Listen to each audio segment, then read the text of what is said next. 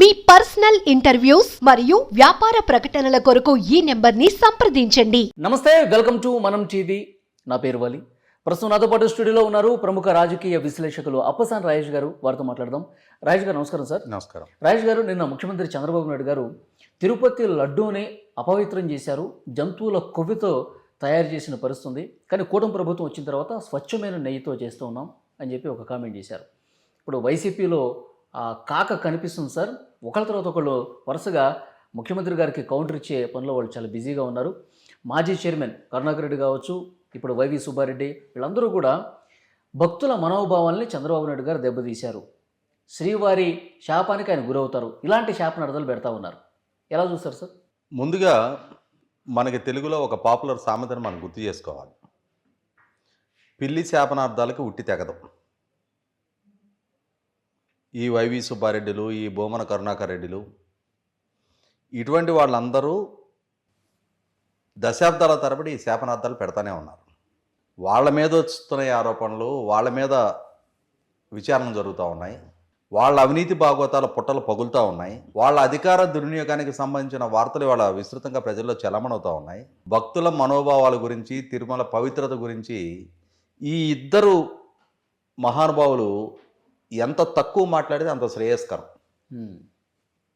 ఎందుకంటున్నానంటే, ఇదే వైవి సుబ్బారెడ్డి గారు టీటీడీ చైర్మన్గా ఉన్న రోజుల్లో తిరుమల శ్రీవారి లడ్డూలు, అదేదో సొగ్రాహ ఫుడ్స్లో అమ్మే లడ్డూల్లాగానో ఒక స్వీట్ లాగా లారీలకెత్తి వివిధ పట్టణాల్లో స్టాల్స్ పెట్టి అమ్మించిన ప్రబుద్ధుడిన. తిరుమల కొండకొచ్చి శ్రీవారిని దర్శనం చేసుకున్న తర్వాత శ్రీవారి ప్రసాదంగా స్వీకరించాల్సిన లడ్డూల్ని మార్కెట్లో అంగడి సరుకులాగా పెట్టి వివిధ ప్రాంతాలలో స్టాల్స్ పెట్టి అమ్మించాడు. అంటే ఒక వ్యాపార దృక్పథంతో ప్రజలకి శ్రీవారి లడ్డూ ప్రసాదం అంటే ఉండే ఎమోషనల్ కనెక్టివిటీ తోటి ఎగబడి కొంటారు, ఆ కొనుగోలు మీదుగా సొమ్ము చేసుకోవాలనే లక్ష్యంతో. అది శ్రీవారి దర్శనం తర్వాత కొనుక్కొని అందరూ కలిసి సేవించాల్సిన ప్రసాదంగా భావించాల, ఒక వ్యాపార వస్తువుగానే పరిగణించారు. ఇంకొక అడుగు ముందుకేసి ఇదే ప్రబుద్ధులు 2019కి ముందు వీళ్ళు ప్రతిపక్షంలో ఉన్న రోజు, ఆ రోజు పాలకుడుగా ఉన్న చంద్రబాబు నాయుడు గారి ప్రభుత్వం మీద శ్రీకృష్ణదేవరాయలు వారు సమర్పించిన నగలు మాయం చేశారని చెప్పని, పింక్ డైమండ్ అపహరణకు గురైంది అని చెప్పని, ఆ పింక్ డైమండ్ ఈ ఆభరణాలు చంద్రబాబు నాయుడు గారి బెడ్రూమ్లో దొరుకుతాయి, రైడ్ చేయండి అని చెప్పని విజయసాయిరెడ్డి దగ్గర నుంచి అందరు నిందలు మోపారు. టీటీడీ తరఫున ఎన్ని వివరణలు ఇచ్చే ప్రయత్నం చేసినా అసలు పింక్ డైమండ్ అనేది ఉనికిలోనే లేదు అని చెప్పినా కూడా లేదు ఉండేది, దాన్ని చంద్రబాబు నాయుడు గారు కొట్టేశారు అని చెప్పని. అంటే శ్రీవారి భక్తుల్లో చంద్రబాబు నాయుడు గారి ప్రతిష్ట దిగజార్చాలి, చంద్రబాబు నాయుడు గారు శ్రీవారి ఆభరణాలకి కక్కుర్తి పడ్డ వ్యక్తిగా చిత్రీకరించాలి అని చెప్పని ఎన్నికలకు ముందు చంద్రబాబు నాయుడు గారి వ్యక్తిత్వానికి పాల్పడ్డారు. 2019కి ముందు వాళ్ళ ఎజెండా సక్సెస్ అయింది. ఎన్నికల్లో వాళ్ళకు అనుకూలమైన తీర్పు దక్కింది. తీర్పు దక్కిన తర్వాత చంద్రబాబు నాయుడు గారి పాలనా హయాంలో టీటీడీ వీళ్ళ మీద పరువు నష్టం దావా దాఖలు చేసింది. ఈ విధంగా లేని ఆభరణాలు ఉన్నట్టుగా, తస్కరణకు గురైనట్టుగా వీళ్ళ రాజకీయ ఎజెండాకి టీటీడీని వాడుకుంటున్నారు. టీటీడీ అనేది ఒక ధార్మిక సంస్థ. కోట్లాది మంది భక్తులు లిప్త మాత్రం దర్శనం కోసం ఇవాళ శ్రీవారి దగ్గరకు వచ్చి ఆర్తిగా దర్శనం చేసుకునే ప్రాంతాన్ని, భక్తి ప్రవృత్తులతో శ్రీవారిని కొలిచే ప్రాంతాన్ని, కోట్లాది మంది ప్రజల ఆరాధ్య దైవాన్ని ఎన్నికల అస్త్రంగా వాడుకుంటున్నారు అని చెప్పని ఆ రోజు పరువు నష్టం దావా దాఖలు చేస్తే జగన్మోహన్ రెడ్డి గారి ప్రభుత్వం అధికారంలోకి రాగానే ఆ పరువు నష్టం దావా విత్డ్రా చేసుకున్నారు. మీరు చేసిన ఆరోపణలు టీటీడీ పరువు ప్రతిష్టలకు భంగం కలిగించేవి కాదు అనుకున్నప్పుడు ఎందుకు మీరు పరువు నష్టం దావా విత్డ్రా చేసుకున్నారు? మీరు అధికారంలోకి రాగానే కొనసాగించుండాల్సింది కదా. కోర్టులో చంద్రబాబు నాయుడు గారి మీద మేము చేసిన ఆరోపణలు నిజం, ఏ విచారణకైనా మేము సిద్ధంగా ఉన్నామని చెప్పని విచారణ ఎదుర్కొని ఉండాల్సిందిగా. చేసిన తప్పుడు ఆరోపణలు, తప్పుడు బుద్ధితో రాజకీయంగా పబ్బం గడుపుకోవడానికి తప్పుడు ఆలోచన చేశారనే అంశం వాళ్ళకి తెలుసు కాబట్టి రేపు అంతిమంగా న్యాయస్థానంలో విచారణ జరిగితే వీళ్ళే అడ్డంగా బుక్ అవుతారు. కాబట్టి అవకాశం చేతిలోకి రాగానే కేసు విత్డ్రా చేసుకున్నారు. ఇదే వ్యక్తులు చంద్రబాబు నాయుడు గారు ముఖ్యమంత్రిగా ఉన్న రోజుల్లో బ్రహ్మోత్సవాల సందర్భంగా జరిగిన టెండర్లలో పాల్గొని హెరిటేజ్ కంపెనీ 26 లక్షల రూపాయలు ఖరీదు చేసే నెయ్యి సప్లై చేసింది. నెయ్యి, మజ్జిగ ప్యాకెట్లు. బ్రహ్మోత్సవాలకు లక్షల మంది భక్తులు వస్తారు కాబట్టి శ్రీవారి భక్తుల వెసులుబాటు కోసం మజ్జిగ ప్యాకెట్లు సప్లై చేశారు ఆ రోజు టీటీడీ వారు. వాటిని టెండర్ దక్కించుకొని హెరిటేజ్ని సప్లై చేశారు. ఆ 26 లక్షల రూపాయల టెండర్ దక్కించుకున్నందుకు, ఓపెన్ టెండర్ అది, బిడ్డింగ్లో పార్టిసిపేట్ చేసి దక్కించుకున్నారు వాళ్ళు. దానికే టీటీడీని చంద్రబాబు నాయుడు గారు దోచేసుకుంటున్నారు అని చెప్పి నానాయాగి చేశారు. అదొక కంపెనీ, వాళ్ళకు కూడా బిడ్డింగ్లో పార్టిసిపేట్ చేసే రైట్ ఉందనే అంశాన్ని విస్మరించారు.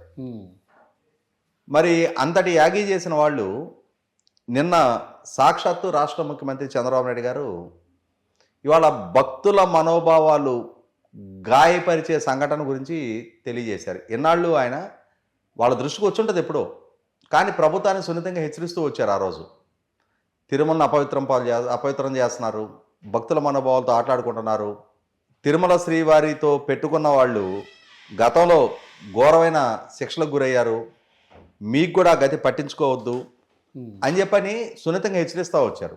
కానీ వీళ్ళ వైఖరిలో మార్పు లేదు, వీళ్ళ వ్యవహార శైలి మార్చుకునే ప్రయత్నం కూడా చేయటంలా. ఈ నేపథ్యంలో కొండ బద్దలు కొట్టేయాలి, అసలు నిజాన్ని వీళ్ళ బతుకుని ప్రజల ముందు ఎండగట్టాలని చెప్పని నిర్ణయానికి వచ్చిన తర్వాత ఆయన అసలు సిసలు సమాచారాన్ని ప్రజలకు అందించారు. ఏంటి? తిరుమల శ్రీవారి లడ్డూ తయారీలో ఉపయోగించే నెయ్యిలో కల్తీ జరుగుతుంది, కల్తీ చేశారు. Animal fat. మనం చాలా సందర్భాల్లో హైదరాబాద్లోనే కాటేదాన్ దగ్గర ఈ పశువుల ఎముకల నుంచి, పశువుల కొవ్వు నుంచి కృత్రిమ నెయ్యి అంటానికి వీల్లేదు, అదొక యానిమల్ ఫ్యాట్. అది ఇవాళ మనం చికెన్ షాపుల దగ్గర, కొన్ని రెస్టారెంట్ దగ్గర గ్రిల్డ్ చికెన్ చూస్తూ ఉంటాం. ఒక రాడ్కి కోడిని గుచ్చి ఆ వేడి మీద అది ఇట్లా గ్రిల్ అవుతూ ఉంటే చమురు కారుతుంది. ఇది కోడి నుంచే వస్తుంది, పశువుల నుంచి ఇంకెక్కువ వస్తుంది. అటువంటి దాన్ని ఆ వేడి మీద దాన్ని బయటికి తీసి దాన్ని నెయ్యి అని చెప్పని ఆగమ శాస్త్ర నియమాల ప్రకారం అత్యంత శుచి శుభ్రత పాటించే, మడిగట్టుకొని పోటులో బ్రాహ్మణులు చేసే ప్రసాదాల్లోకి ఈ కల్తీ నెయ్యిని పంపించారు. దాని ద్వారా ప్రసాదాలు చేశారు. మొత్తం నెయ్యిలో ఇది కొంత కలిపి ఉంటారు, ఇది చౌకగా వస్తుంది. ఓహో, అంటే దాన్ని మిక్స్ చేసేసారు.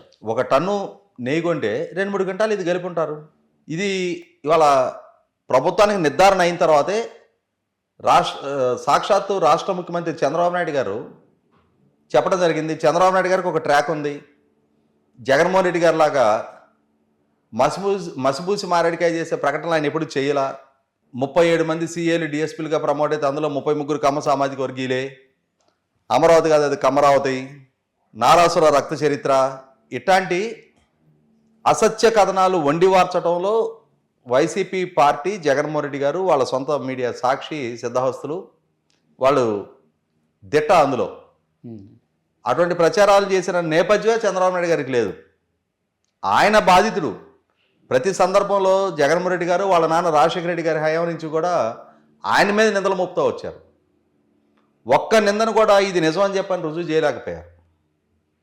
కానీ వాళ్ళ చంద్రబాబు నాయుడు గారు తిరుమల శ్రీవారికి సంబంధించిన ఇంత కీలక అంశాన్ని ఆయన 10 మందిలో పబ్లిక్ ఫోరంలో ప్రస్తావిస్తున్నారు అనంటే ఆయనకి నిర్దిష్టమైన సమాచారం లేనిదే, అధికారికమైన నిర్ధారణ లేనిదే ఆయన నోటి నుంచి అటువంటి ప్రస్తావన రాదు. ఆయన రాజకీయం తెలిసినా, ఆయన ప్రస్థానం తెలిసిన ప్రతి ఒక్కరికి తెలుసు ఆ సంగతి. కాబట్టి వాళ్ళ సాక్షాత్తు రాష్ట్ర ముఖ్యమంత్రి గారే చెప్పారు కాబట్టి 100కి 100 పాళ్ళు అది ఈ ప్రబుద్ధుల హయాంలో జరిగే ఉంటుందని చెప్పని నిర్ధారణ చేసుకోవాలి. ఓకే, ఎందుకంటే వీళ్ళ దృష్టిలో తిరుమల శ్రీవారి సన్నిధి అని అంటే ఒక వ్యాపార వస్తువుగా మార్చారు. వాళ్ళు ఒక ఆదాయ వనరుగా చూసుకున్నారు కాబట్టి ఇదే వైవి సుబ్బారెడ్డి చైర్మన్గా ఉండగా తిరుమల శ్రీవారికి సంబంధించిన కొన్ని వేల కోట్ల రూపాయల బ్యాంక్ డిపాజిట్స్ ఎక్స్పైర్ అయినాయి అని చెప్పని ఆ డిపాజిట్లను బ్రేక్ చేసి రాష్ట్ర ప్రభుత్వం కింద బాండ్లుగా తీసుకోవాలని చెప్పని ఆలోచన చేశారు. తర్వాత ఈ మధ్యకాలంలో మనం వింటా ఉన్నాం, రోజా, పెద్దిరెడ్డి రామచంద్రారెడ్డి, చెవిరెడ్డి భాస్కర్ రెడ్డి, బొమ్మన అభినయ్ రెడ్డి, కరుణాకర్ రెడ్డి వంటి వాళ్ళు తిరుమల దర్శనాల మాటున వాళ్ళ రాజకీయ ప్రయోజనాలు నెరవేర్చుకున్నారు అని చెప్పని తిరుమల తిరుపతి దేవస్థానం ఎగ్జిక్యూటివ్ ఆఫీసర్గా ధర్మారెడ్డిని పెట్టి ఆ ధర్మారెడ్డి ద్వారా జగన్మోహన్ రెడ్డి గారి కేసుల గురించి ఢిల్లీలో లాబింగ్లు చేశారు అని చెప్పని. అంటే తిరుమలని వీళ్ళు ఒక లాబింగ్ సెంటర్గా వీళ్ళ ఆర్థిక ప్రయోజనాలు నెరవేర్చుకోవడానికి శ్రీవాణి ట్రస్ట్ నిధులు దుర్వినియోగం జరిగినాయి అని చెప్పని వార్తలు వస్తూ ఉన్నాయి. భక్తులు శ్రీవారి పట్ల నమ్మకంతో ఒక ఆర్తితో తమ కోరికలను తీర్చగలిగే కరుణామయుడిగా ఆయన భావించి ఆయన దగ్గరికి వచ్చి మొక్కుంటారు, వ్యయ ప్రయాసాలు కోర్చి మొక్కుంటారు. మనం గమనించుకుంటే ఉదయాన్నే తెల్లవారుజామున తలారా అంటే ఒంటి మీద బట్టలతోటే స్నానం చేసి తిరుమల ఆలయ ప్రాంగణం చుట్టూ పొర్లు దండాలు పెడతా ఉంటారు. అంత శారీరక శ్రమ కోర్చి అంత నియమనిష్టలతోటి ఆ స్వామిని ఆరాధిస్తూ ఉంటారు. అటువంటి స్వామివారి ప్రాంగణాన్ని భ్రష్టు పట్టించారు అని అంటే ఏం చేసినా తప్పులేదు వీళ్ళని. కోట్ల మంది ప్రజల మనోభావాలతో ఆడుకున్నారు. వీళ్ళ డబ్బు కక్కుర్తి కోసం దశాబ్దాల తరబడి కర్ణాటకకు సంబంధించిన నందిని డైరీ అనేవాళ్ళు శ్రీవారికి నెయ్యి సప్లై చేస్తూ ఉన్నారు. వాళ్ళని రద్దు చేసి, ఎందుకు వాళ్ళని ఏదో కమిషన్లు అడుగుంటారు, బాబు మేము స్వామివారి మీద భక్తితోటి కాస్ట్ ఇస్తున్నాం, మీరు అడిగే కమిషన్ ఇవ్వటం సాధ్యం కదని ఉంటారు. ఆ కమిషన్ ఇచ్చేవాడు కావాలి. కమిషన్లో ఊరకెందుకు ఇస్తాడు? ఆ ఇచ్చేవాడు ఉత్తగెందుకు ఇస్తాడు? సరే బాబు నువ్వేం సప్లై చేసుకుంటావో చేసుకో, మాదైతే మాకు ముట్ట చెప్పు. ఈ డబ్బు యావలోబడి, ఈ కమిషన్ల యావలోబడి శ్రీవారి నిధుల ద్వారా వీళ్ళ రాజకీయ ప్రయోజనాలు గడుపుకోవటం కోసం, ఎందుకు శ్రీవారి ఆలయం అనేది ఒక ధార్మిక సంస్థ, ఆ ధార్మిక సంస్థ శ్రీవారి దర్శనం కోసం సుప్రీంకోర్టు జడ్జీల దగ్గర నుంచి అందరూ వస్తూ ఉంటారు. వీళ్ళకి అవసరం ఉన్న ఎందుకంటే అక్కడ ఆ స్థానంలో వీళ్ళు ఉన్నారు కాబట్టి వీళ్ళకి ఏ జడ్జీలతో అయితే అవసరం ఉంటుందో, ఏ ఉన్నతాధికారులతో అవసరం ఉంటుందో, ఏ రాజకీయ నాయకులతో అవసరం ఉంటుందో, ఏ పారిశ్రామికవేత్తలతో అవసరం ఉంటుందో వాళ్ళకి మంచి మంచి దర్శనాలు, మంచి మంచి ఫెసిలిటేషను, అతి వినయం దూరత లక్షణం అని చెప్పని వాళ్ళ దగ్గర నక్క వినయాలు ప్రదర్శిస్తా వాళ్ళకి రాసి మర్యాదలు చేసి వాళ్ళ చేత పనులు చేయించుకుంటూ ఉన్నారు. అంటే వీళ్ళకి ఒక లాబీ సెంటర్గా మారిపోయింది వీళ్ళకి దక్కిన అధికారం అనేది. తిరుమల శ్రీవారి అనే ఎమోషన్ అడ్డం పెట్టుకొని వీళ్ళు పబ్బం గడుపుకుంటూ వచ్చారు. అదే క్రమంలో డబ్బు చేసుకోవడానికి, ఎందుకు వీళ్ళకి శ్రీవారి అంటే భయం లేదు, భక్తి లేదు, అటువంటి బరితెగింపు వ్యక్తులు వీళ్ళు. ఓకే, కాబట్టి ఈ బరితెగింపుతోటి ఇటువంటి చర్యలకు పాల్పడ్డారు. ఇప్పుడు ఆల్రెడీ విజిలెన్స్ విచారణ జరుగుతూ ఉంది. ఇంజనీరింగ్ పనులకి వేల కోట్ల రూపాయలు కేటాయింపులు చేశారు.